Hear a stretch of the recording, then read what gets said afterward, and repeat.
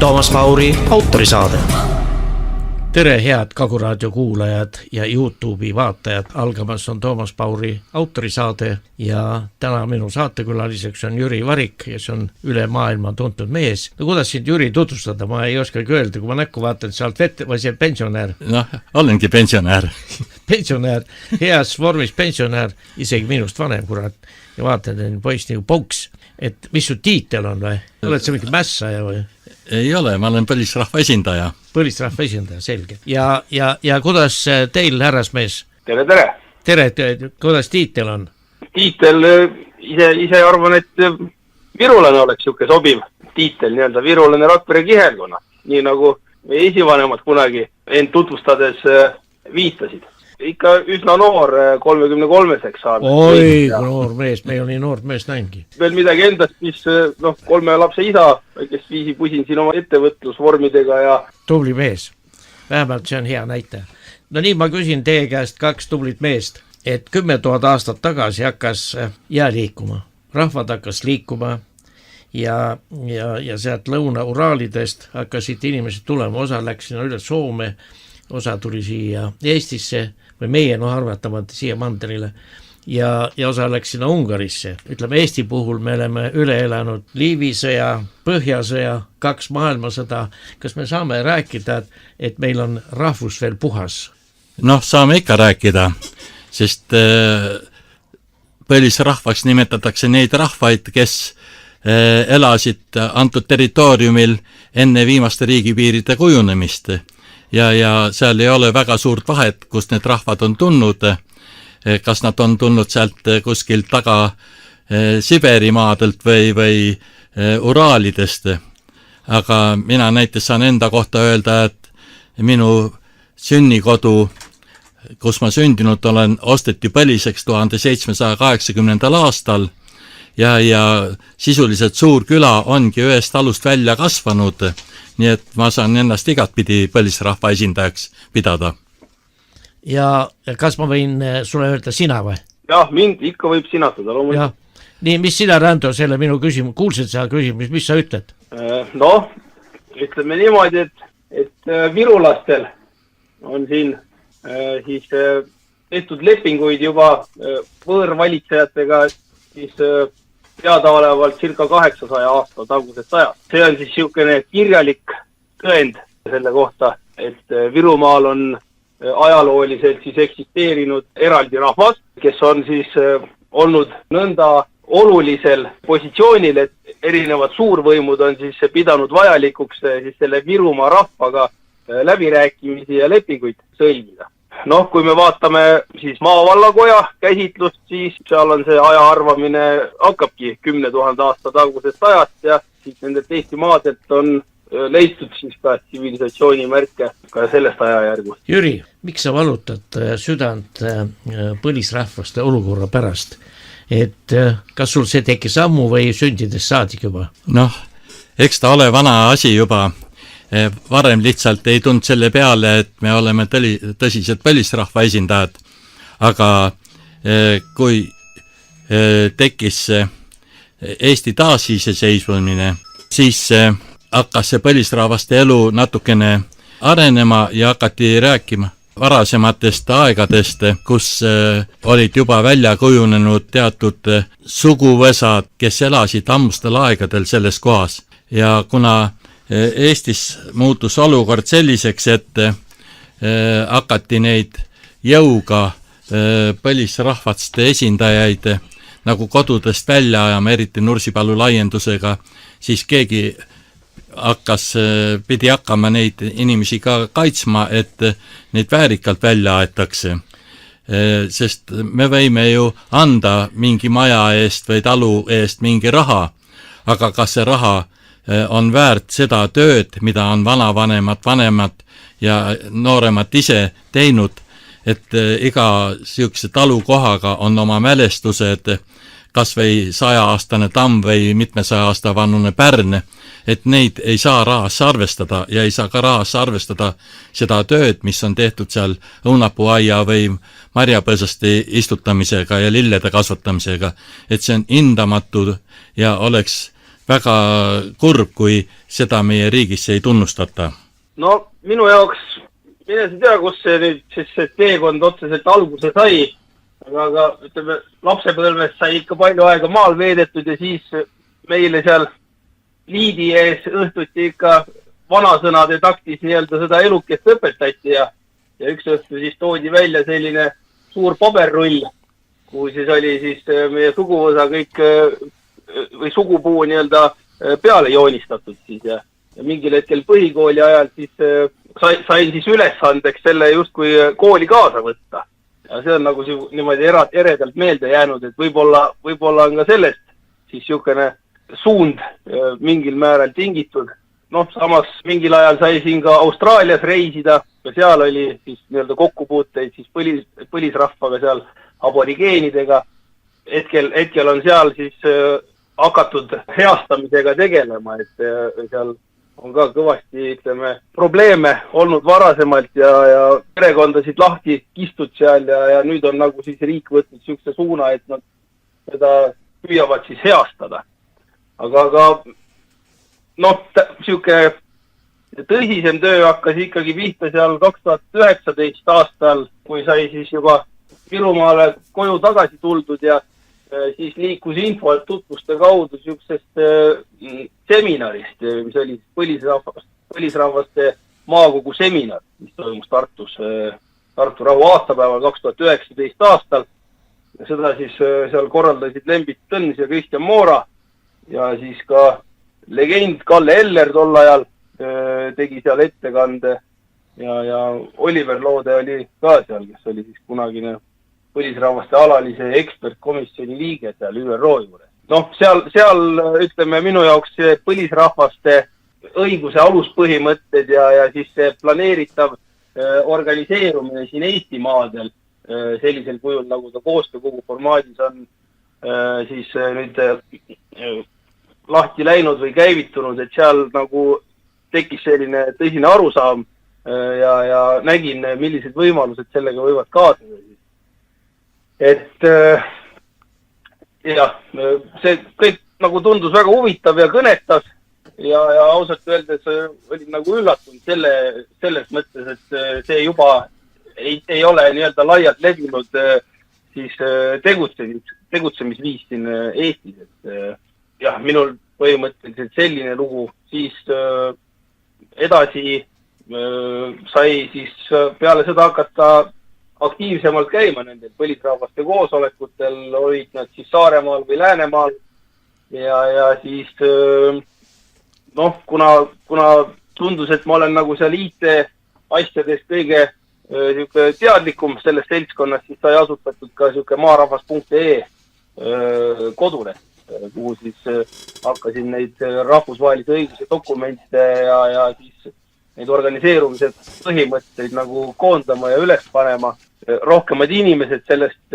samast asjast nagu teada saaksid. See on ka üks asi, mis võimaldab siis neid õiguseid lõppude lõpuks saada. Nii, nüüd ma küsiks Jüri sinu käest, et sa olid Võrokese kongressil ja sind valiti siin vanemate kogusse ja sa olid seal tükk aega, aga miks sa sealt minema läksid? Löödi minema või läksid? Võtame algust peale selle loo. See Võrokeste kongress oli tõesti selline ettevõtmine ja tänu nendele ettevõtjatele saan ütelda, et see oli väga asjalikult korraldatud. Sinna said delegaadid, keda rahvas toetas. Mind toetas ja soovitas sinna delegaadina 24 põlisrahva esindajat. Kongressil valiti vanemate kogu, kuhu ka mind valiti, aga minu jaoks oli palju olulisem see vanemate kogusse kuulumine või mittekuulumisest see, et kongressil võeti vastu 3 põhilist otsust. Esimene oli, et võrukeste tunnistamine põlisrahvaks. Selle otsuse poolt oli 122 delegaati 139-st, vastu oli 1, erapooletuid oli 3 ja 13 delegaati ei võtnud hääletamisest osa. Teine otsus, mis oli ka üpris oluline, oli võru keele ametlikuks keeleks seadustamine ja võrukeelse hariduse andmise otsus. Seda toetas 117 delegaati, vastuolijaid ei olnud, erapooletuks jäi 2 ja vastu oli 20 delegaati.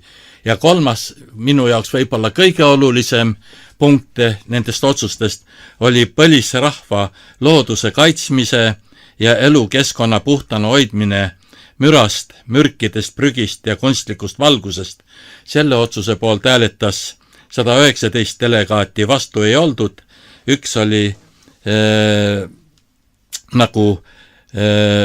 erapooletu ja 19 delegaati ei võtnud üldse hääletamisest osu. Miks ma lahkusin vanemate kojast? Kui mind oli vanemate kotta valitud, siis need inimesed, kes mind delegeerisid sinna kongressile, ei väsinud küsimast minu käest, mida siis vanemate kogu teeb põlisrahvaste tunnustamiseks.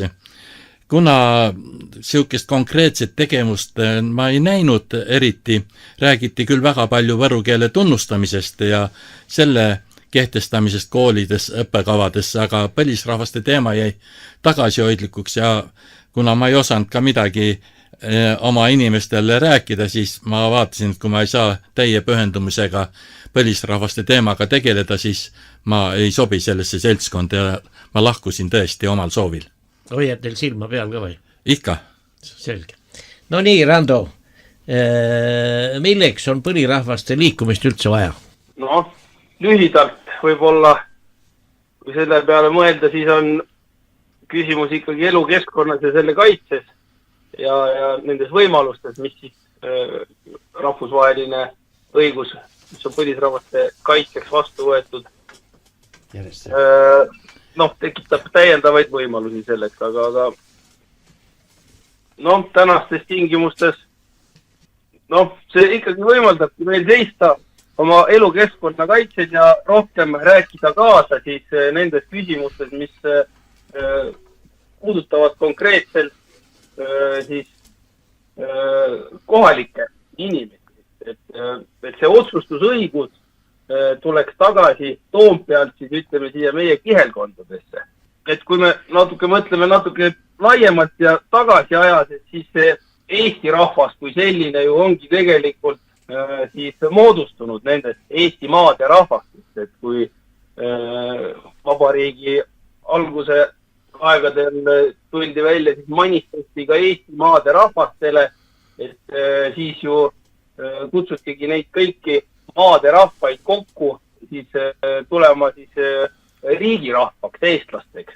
Tollel ajal oligi see kodanikkond suures osas koosnes siis nendest põlistest maade rahvastest, aga aeg on teinud omad korrektuurid siin ja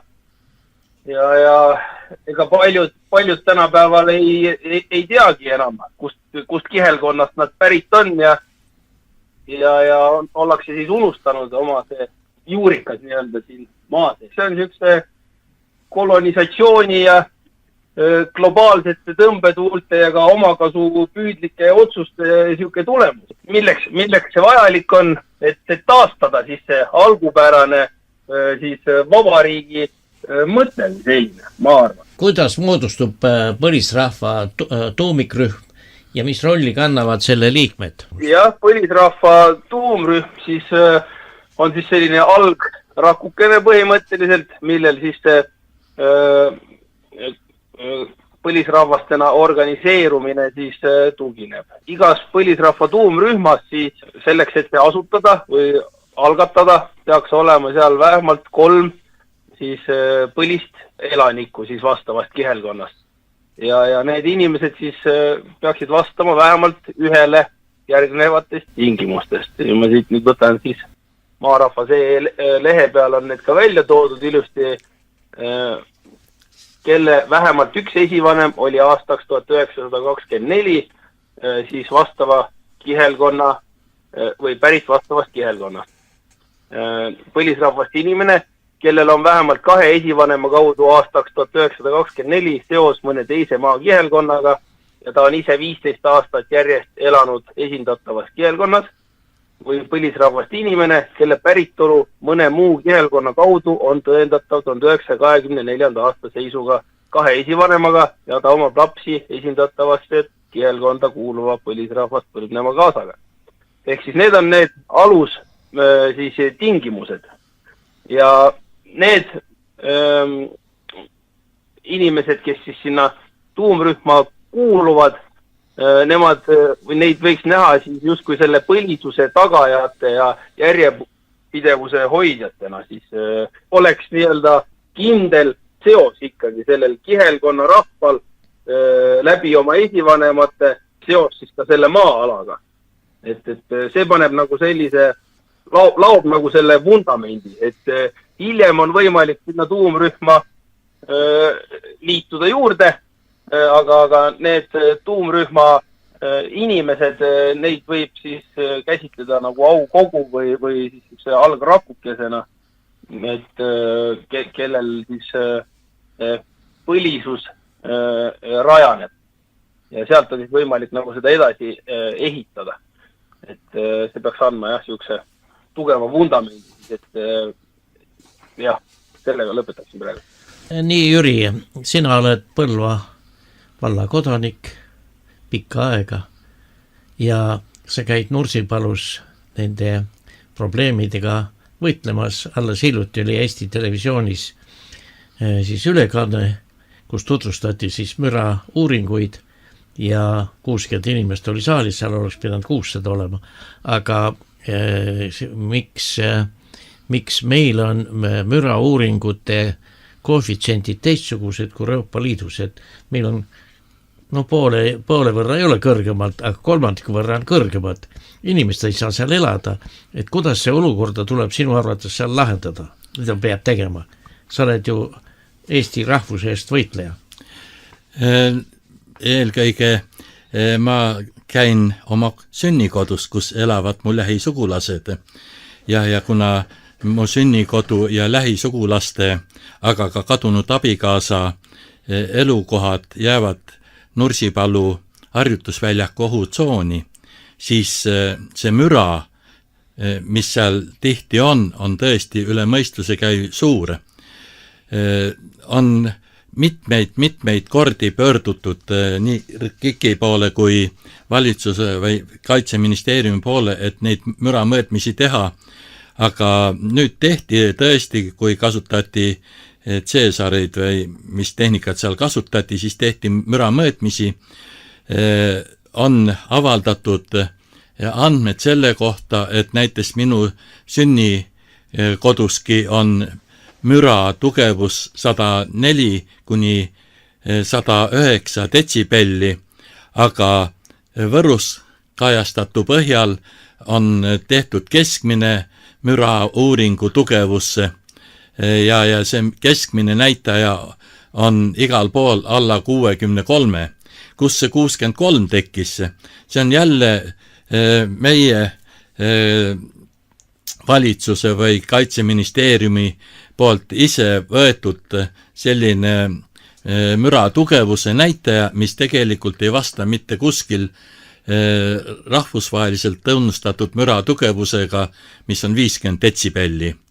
Loomulikult tugevam müra, meil väidetakse, et see müra, mis Nursipalus tekib, ei ole kõik aeg kestev, et see on niisugune hetkelised mürad, aga uuringutega, vähemalt rahvusvaheliste uuringutega on kindlaks tehtud ka see, et just see kaootiline müra on inimese tervisele kordades ohtlikum kui stabiilne 50 või 55 detsibelline müra. Ja kui nüüd seal Võrus, ma ise ei olnud kohal, olin haige sel päeval, ei saanud osaleda, aga nii palju, kui mul informatsiooni on, siis tuli välja väga huvitavaid asju.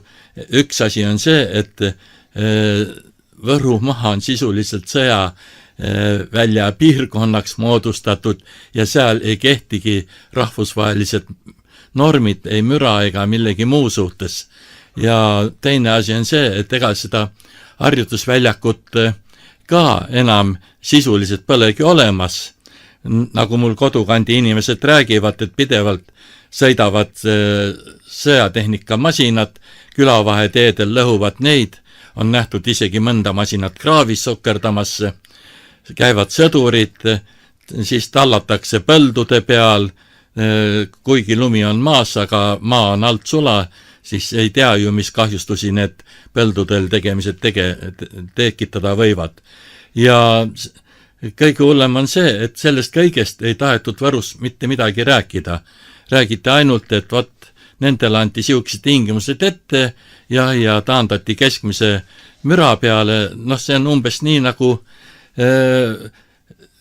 Toomas, sina saad 1000 eurot võib-olla pensioni, mina saan 200 eurot pensioni, kokku meil on keskmine pension 600 eurot. Et see on umbes sama näitaja, et 200 pensioniga ei saa kuidagi osta nii palju kui 600 euro eest. Et nii on müraga ka. Ja teine asi, et minu jaoks müra on üks probleem. Tegelikult teine ja palju valusam probleem on see, et paugutamistel levivad igasugused mürkained ja nende mürkainete ohtlikkus on palju suurem kui võib-olla müra isegi. Siin on isegi Ameerika teadlased on uurinud välja, et näiteks on siuksed ained, mis paugutamistel, varjutamistel tekivad, neid ei ole võimalik isegi korralikult utiliseerida ja koguda. Ja need jäävad kuhugi vedelema, teine asi, et paugutamistel ka õhu kaudu lendavad mürgised ained ja nende lennukaugust mitte keegi ei tea, kui kaugele. Aga see kõik on tegelikult piirkonna inimeste tervisele väga ohtlik ja tolle tõttu lihtsalt ei saa vaiki olla nendel teemadel rääkimisest. Ma olen seda meelt ise ka, et on vaja riiki kaitsta, aga riiki tuleb kaitsta eelkõige lähtudes sellest, et inimesed oleksid kaitstud, et inimeste tervis oleks, mida ja kuidas kaitsevad haiged inimest meie riiki. Kuidas saab kaitsta riiki, kui meil toidujulgeolek on olematu, sest põllud ja maad on teab kui kaugele mürgitatud. Kui joogivette satub, mis põhjavees on mürkained, siis ei ole ju meie riik kaitstud. Et need on siuksed teemad, mida on vaja lahendada ja millest ei saa jõupositsioonilt üle sõita. Randu, kas sina oskad siia ka midagi juurde lisada, mis Jüri rääkis? Jaa, see on igati asjakohane oleks siin tsiteerida seda ÜRO põlisrahvaste õiguste deklaratsiooni või artiklit 30, mis ütleb siis, et põlisrahvaste maadel või territooriumitel ei tohi toimuda sõjalist tegevust või seda ei õigusta oluline oht asjaomase avaliku huvi vastu või kui see ei ole muud moodi vabalt asjaomaste põlisrahvastega kokku lepitud või nende taotletud. Aga eks jah, selge on see, et ka meil Virumaal on siin need suured polügoonid ja muud ka laienevad ja eks ka põhjavesi on siin nende fosforiidi uuringute ja maavarade hangeldamistega siin ohtu sattumas, et eks me omalt poolt siin oleme ka teatiseid ja nii-öelda algatanud siin teatavaid protsesse, mis on siis alles algusjärgus ilmselt, et aga ajaraamides, kui rääkida, siis saamid näiteks alustasid oma siis põlisrahva õiguste taotlustega aastal vist oli 1904, kui siis algatati siuke saamide keskliit ja õigused saavutati aastal 1979 Norras ja siis 95. aastal Soomes alles. Et eks need on niisugused pika vinnaga asjad, aga ma ise kahtlustan, et ega tänapäeval enam nii pikalt neid asju siin venitada ei ole võimalik, et info liigub ikkagi aina kiirenevas tempos ja eks neid inimesi, kes meie elukeskkonda väärtustavad, on mitte ainult põlisrahva seas, vaid ka kodanikkonna seas päris palju. Nii, Jüri, mida kuulutab endast NATO Diana keskus? Jah, see NATO Diana keskus on, ega minagi täpselt seda ei tea, aga nii palju, kui ma olen teada saanud, siis Kaitseministeeriumi endine kantsler Kusti Salm on öelnud, et Kaitseministeerium on aastaid pannud õla alla uuenduslikule kaitsetehnoloogiate arendamisele ja olime NATO eestvedajad Diana programmide käivitamisel. Et Kaitseliit ja Vabariigi Valitsus tunnevad head meelt, et me võime tegeleda arendustega, mida oleks võimalik kasutada lahinguväljadel ja looks meile eelise vastase ees. Ja kui siin suure hooga hõisati välja, et Eestisse tuleb 7 Diana keskust, siis näiteks Lätimaale tuleb 1, võib-olla tuleb siia Poolasse või Rumeeniasse või Ungarisse palju suurematesse riikidesse 2 või 3 ja selle tõttu ma ei saa tõesti aru, mida see Eesti neid nii palju tahab saada. Kuna seal on erinevate tehnoloogiatega tegemist, siis ilmselt nende Diana keskustel peab ka mingi ohutsoon olema ja tolle tõttu saab ainult küsida, et kui võtta kõik need harjutusväljakud, sõjatööstuskompleksid, ämarid, väiksed lasketiirud, Diana keskused kokku, kas inimestel elamiseks jääbki Eestimaal enam ruumi? Et on ju ka suured alad, mis on soised, soo peal ju ei saa elada, et on kaevanduste alad, kui veel hakatakse fosforiiti ka kaevandama ja raskmetallide sildi all, siis sisuliselt, mis jääb meie Eestist järele meie lastele. Kas Rando, sa tahad lisada midagi? Hetkel ennem võib-olla, mis jäi märkimata nende tuumrühma liikmete rollide osas, et need on siis nendes algdokumentides meil ka kirja toodud ja võib-olla nimetan need ka siis siia kiiresti ära, et nende tuumrühma liikmete ülesanded siis ongi kanda endas ja anda edasi tulevastele põlvedele suveräänse kihelkonna rahva läbi aegade põlisrahvana püsimine. Ehk siis see on niisugune nagu mentaliteet või teadvuse küsimus. Et ja siin on veel neid, ühtlasi siis on nende meie alusdokumentideks, rahvusvahelise õiguse alusdokumentide siis tutvustamine, milleks on siis rahvusvahelise tööorganisatsiooni põlisrahvaste ja hõimurahvaste konventsioon ILO 169 on seesama põlisrahvaste õiguste ÜRO deklaratsioon 2007 aastast ja Euroopa Parlamendi 2018 aasta resolutsioon maailma põlisrahvaste õiguste rikkumise, sealhulgas maa hõivamise kohta, kus siis kutsutakse ka üles kõiki liikmesriiki seda samast ILO 169 ratifitseerima, et seda oleme ka meie teinud põlisrahvaste koostöökoguga rahvaalgatuse raames ja siiamaani on sellest kõrvale nii-öelda poetud. Ja lisaks veel siis ongi kihelkonna rahva eneseteadvuse taastamine ja ka siis diasporaa kaasamine, ehk siis inimesed, kes on küll pärit siit näiteks Rakvere kihelkonnast, aga eluolu sunnil on nad kuskil mujale elama asunud või siis töötama ja asuvad siis väljaspool seda Rakvere kihelkonda ja ühtlasi siis koostöö Virumaa siseselt teiste kihelkondadega ja ka maadeüleselt teiste põlisrahvastega siis põlisrahvaste õiguste kaitsel siis tegutseb. Aga jah, sellega tõmmaks sellele osale praegu joone alla. Selge, aitäh. Millised, Jüri sulle, millised ohud ja kellele kaasnevad harjutusväljakul toimuv? See on üks siukene teadmatuse olukord. Ma olen kõigepealt mures nende inimeste pärast, kes elavad Nursipalu ohutsoonis ja isegi ohutsoonis natuke väljapoole, et siiani pole mitte kuskil räägitud laskemoona jäätmete käitlemisest.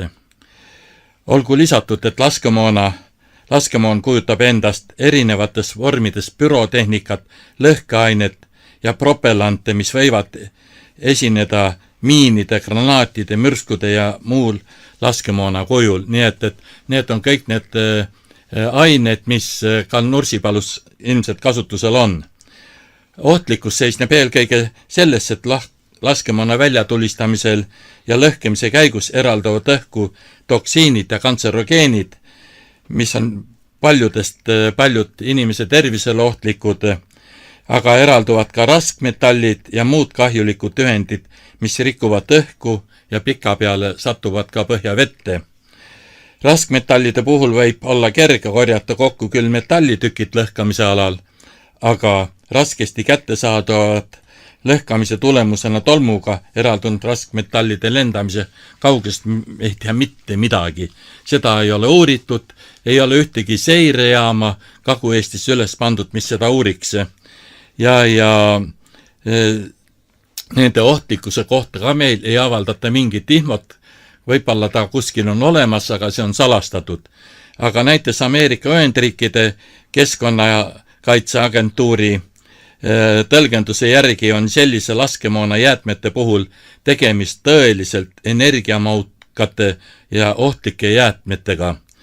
Kahjuks pole kuulnud, et Eestis mõni poliitik või ametimees oleks kas või viidanud, et laskemoona kasutamisest tekkivad jäägid on aktuaalne murekoht, sest jäätmeid pole enam võimalik pikalt ladustada tekkekohast ning päästeametite laod olevat ka juba ammendunud. Ja siit tulebki siukene küsimus, et kuidas meie valitsus sellesse kõigesse suhtub. Nii president, Riigikogu enamus kui ka valitsus on lõplikult sulgenud oma kõrvad, nad ei kuula, mis rahvas räägib, ei arvesta tarkade inimeste sõnavõttudega ja ettepanekutega, ei taheta üldse kuulata mingid mõtteid sel teemale. Ja kõik see on viinud siukese olukorrani, kus sisuliselt inimestelt on isegi kadumas võimalus kaasa rääkida. Inimesed on pettunud meie riigisse ja on kaotanud usu, et keegi nendest hoolib. Ja teerull muudkui sõidab inimestest üle. Seda oli näha nii siis, kui näiteks Võru vallas oli arutusel veekasutusloa andmine Reedo kinnistule, kus olid selgelt valed andmed, võib-olla kunagi nad olid õiged, aga 70 kantmeetrit ei olnud võrreldav siiski pumpade võimsusega, mis oli 435 kantmeetrit tootlikkusega. Ja nii oli ka Võrusse, kus absoluutselt ei kuulatud, räägiti ainult seda, et meil on siukesed keskmised normid ja need keskmised normid ei tekita inimesele mingit ohtu ja nii see asi läheb. Rando, kuidas sinu arvates valitsus suhtub kõike toimuvasse, mis Jüri rääkis? Eks neil on seal omad agendad ja püütakse ikka lõigata kasu kõiksugustest projektidest ja planeeringutest ilmselt. Ja ega nad põlisrahva ja üldse rahva eksisteerimine tundub, et on siuke innuks silmas nagu, et hulka lihtsam oleks ju kõiksugu mastaapseid projekte teostada, kui kedagi ei oleks ees segama.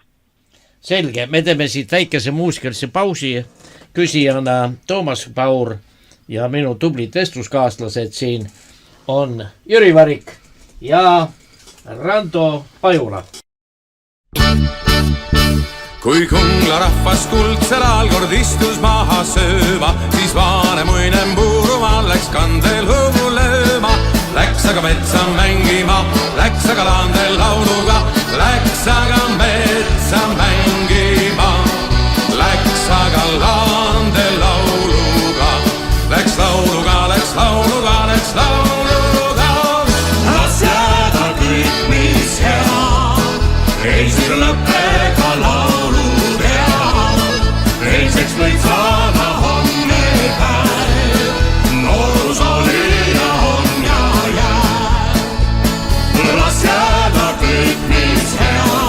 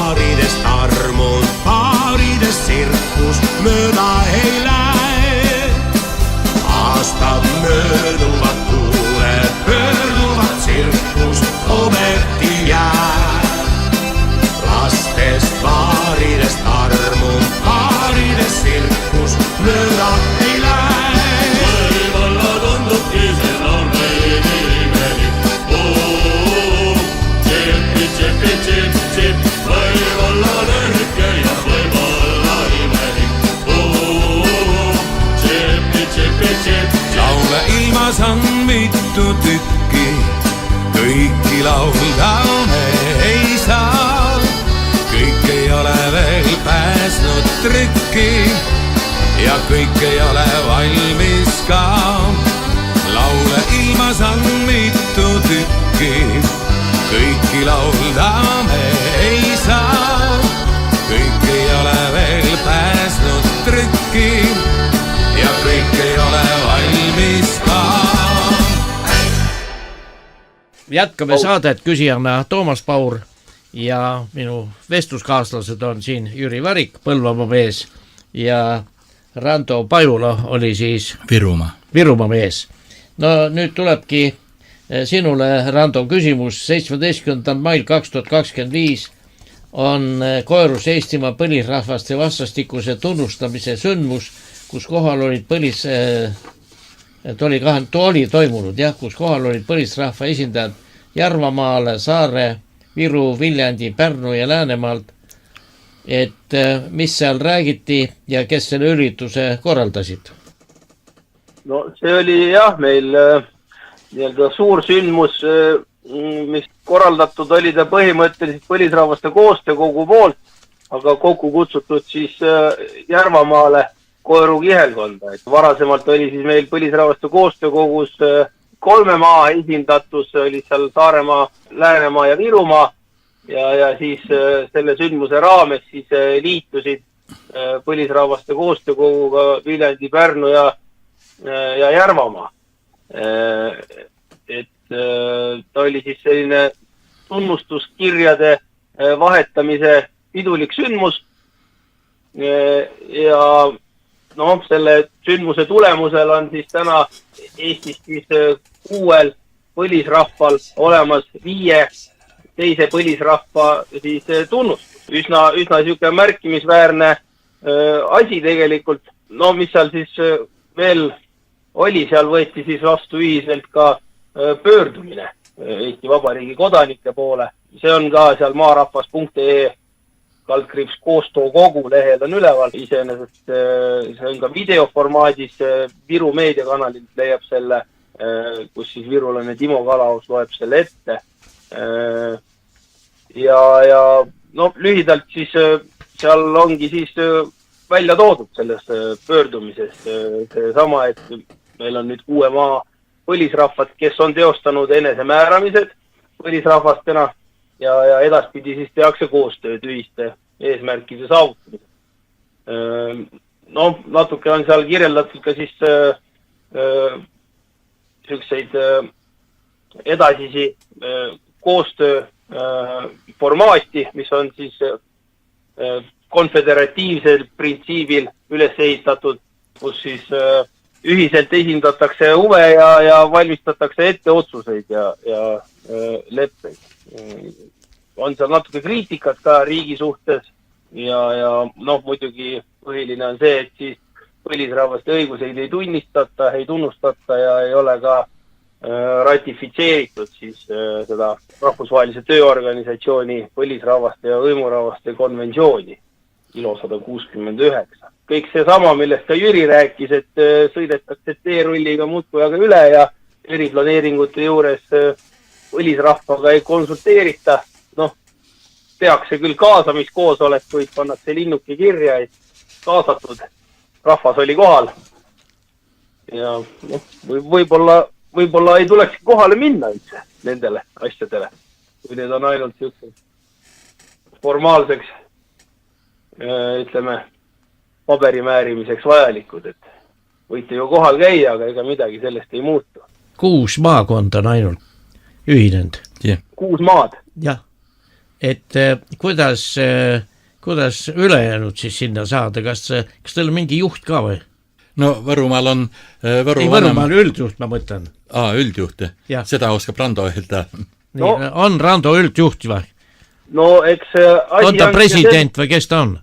Ei, meil presidenti meil ei ole, meil ongi konföderatiivne põhimõte, et meil on tuumrühmad, meil on siis, olude sunnil olen siis mina, see Virumaa põlisrahva esindaja seal põlisrahvaste koostöökogu juures ja seal on ka siis igalt maalt keegi, kes siis saab oma kihelkondadest infot, tuleb siis ühise laua äärde, koostöökogu seal koosolekul, püstitatakse päevakavad, arutatakse teemad läbi ja niimoodi see, ütleme, koostöö käib, et mingisugust üldjuhti või presidenti meil seal ei ole.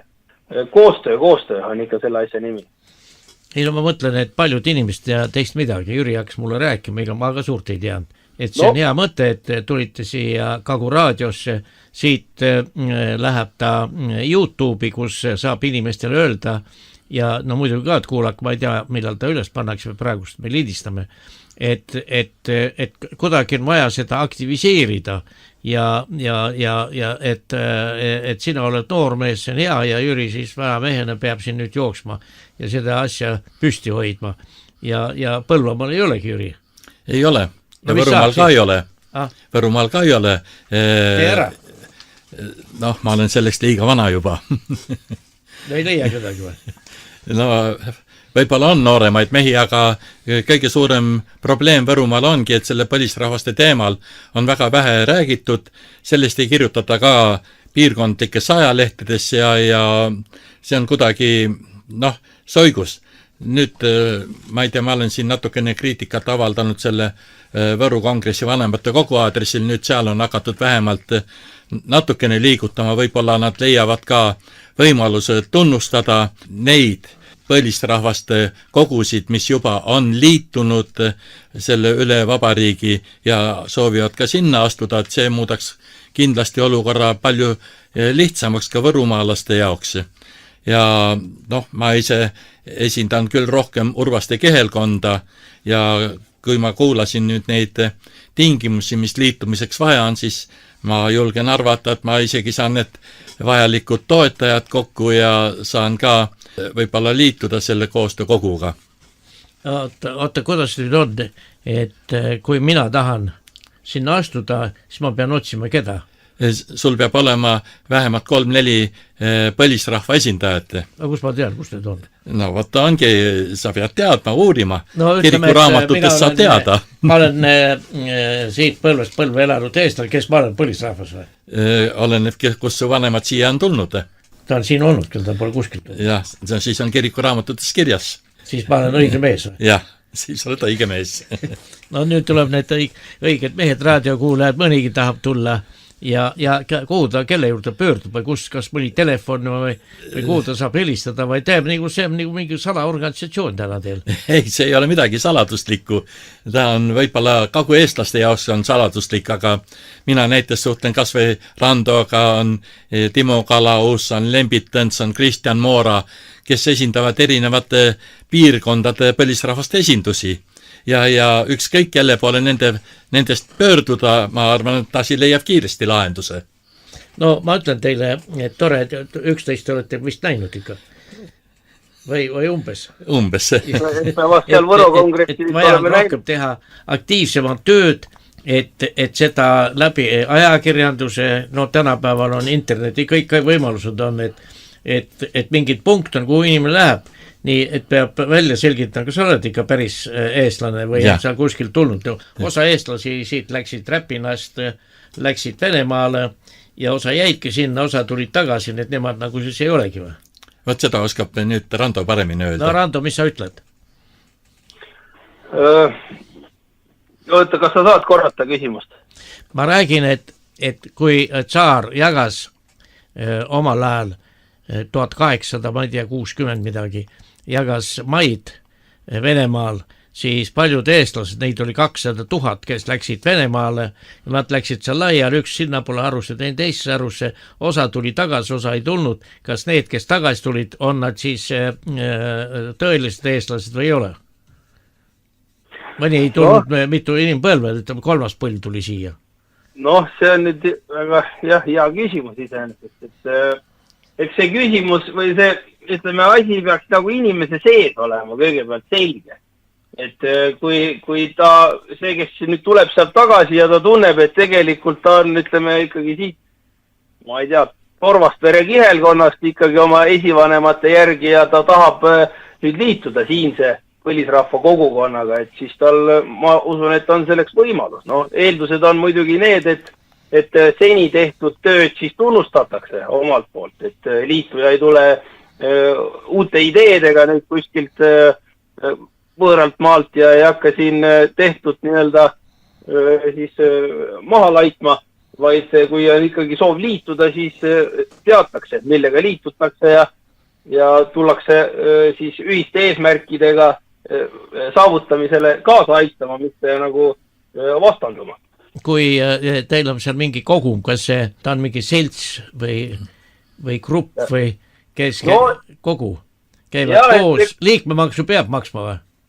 Eks meil on siin aja jooksul olnud neid erinevaid, ütleme, asju, et kõigepealt oligi siis tuumrühmade asutamised ja edasi liikusime siis seltsingu, Virumaa põlisrahva seltsingu lepingu siis allkirjastamiseni ja hetkel on käisil siis Virumaa põlisrahva sihtasutuse asutamine, et eks need asjad nii-öelda aega mööda muutuvad aina konkreetsemaks ja liikmemaksusid me ei ole küsinud kellegi käest, et igaüks panustab nii, nagu ta saab ja nii, nagu oskab, et aga noh, kui on ühised eesmärgid ja on tarvis mingisugust rahastust, siis ma usun, et leidub inimesi, kes on nõus ka rahaliselt toetama.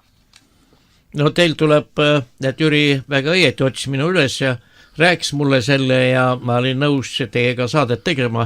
Nüüd ma vaatan, see on väga oluline, see kasvatab eestlaste kokkuhoidu, sest igaüks vaatab ühel poole ja siin tulebki, ma Jüri käest pärast küsin, aga ma küsin nüüd sinu käest, et millised on edasmidised eesmärgid, kuidas tulevikus edasi liikuda ja kas teete ka teiste põlisrahvastega koostööd?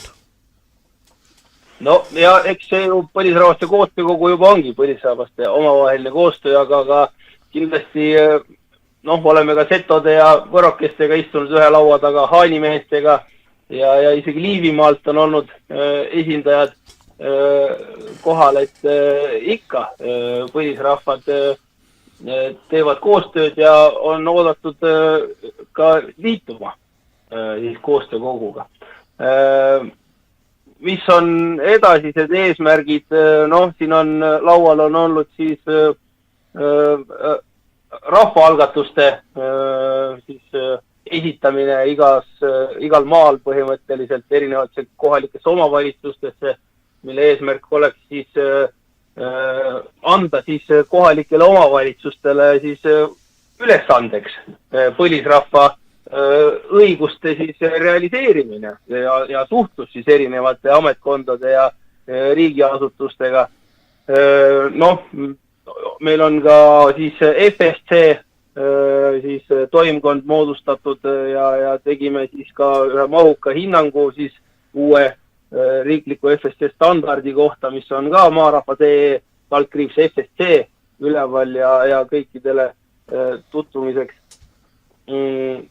Ja siis ja muidugi ka see sama liikmeskonna asi, et viimasel põlisrahvaste koostöökogu koosolekul ka siis Lembit Tõns tegi oma niisuguse korraliku kogemuste pagasi pealt ühe niisuguse väga hea ülevaatliku ja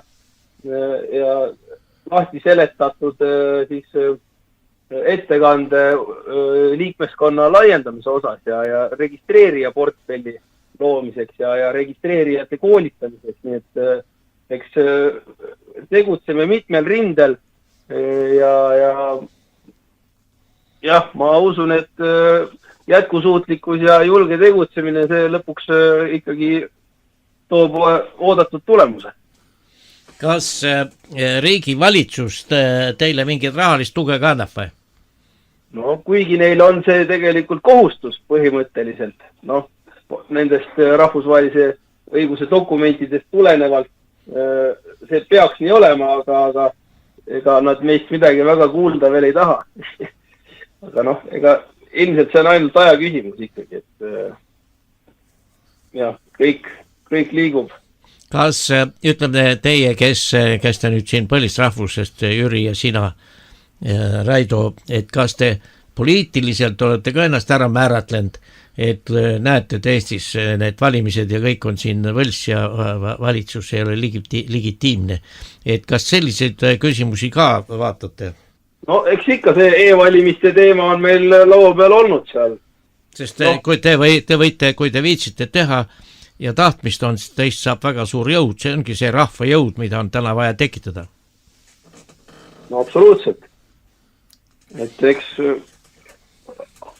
jah, aeg on see ressurss, mis on piiratud ja eks meil tuleb neid prioriteete seada, aga kindlasti ise ka osalesime siin kohalikel omavalitsuse valimistel siis Virumaal 3 omavalitsuses, Viru, Nigula, Rakvere linn ja vald ja mingi kogemus on, et tegime siis valimisliidu virulased, ei tahtnud kuskile parteidesse minna nii-öelda, soovisime ikka oma asja eest väljas olla.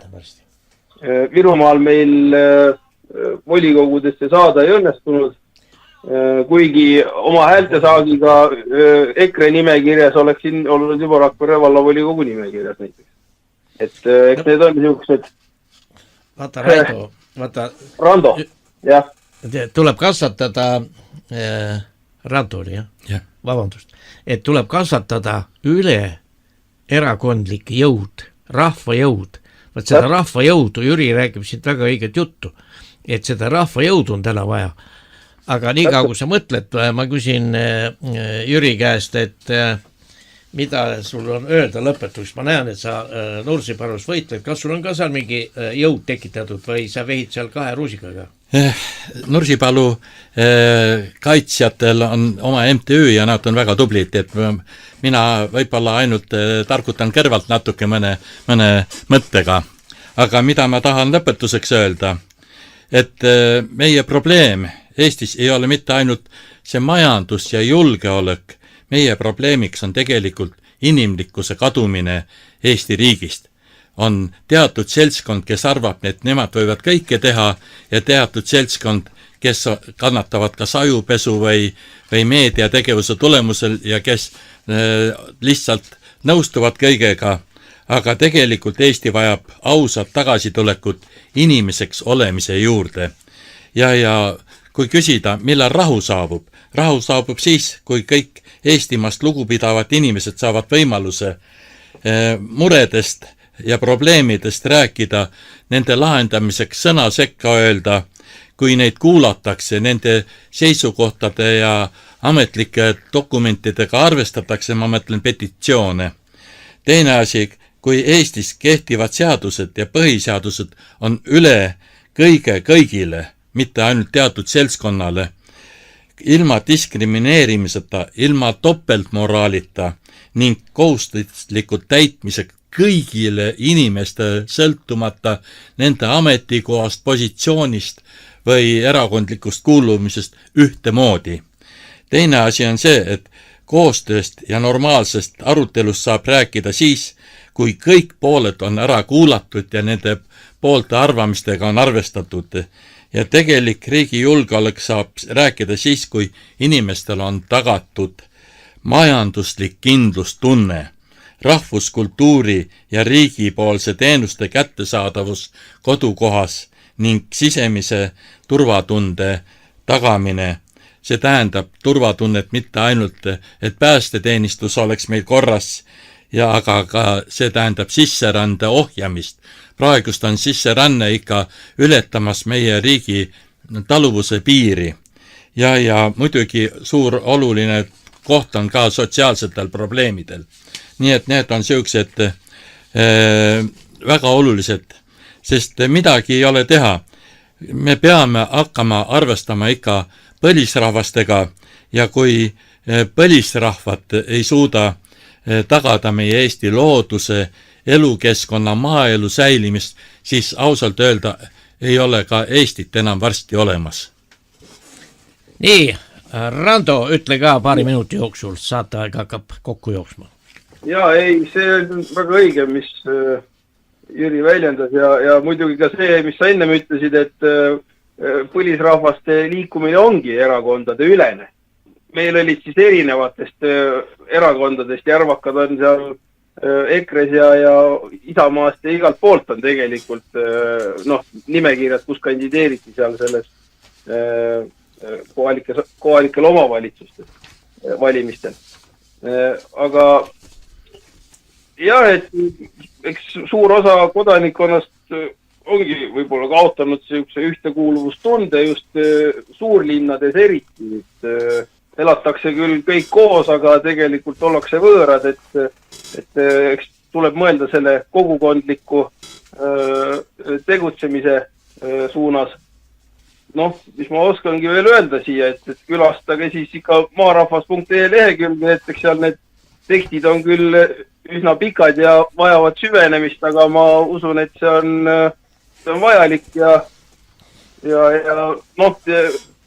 loodan seal ka lähiajal mingisuguste uuendustega ülesse saada, et ka seda on nüüd oodata ja siis muidugi, kui sealt kaudu siis see liitumine ära teha, et siis on kõiksugu arenduste või tähendab arengute puhul võimalik siis ka koostöökogu nii-öelda esindajatel ühendust võtta siis nende liitujatega, et võib-olla veel, et see sealt maarahva.ee kaudu liitumine, see on nagu inforuumi või teaberuumiga liitumine, et see ise ei tähenda siis põlisrahvaga liitumist, et põlisrahvas on ikkagi see, kes käib reaalselt füüsiliselt koos, kus inimesed tunnevad teineteist kihelkondades, saadakse kokku, arutatakse olulistel teemadel, leitakse lahendusi, võetakse ühiselt mingisuguseid ülesandeid ette ja tehakse koostööd, et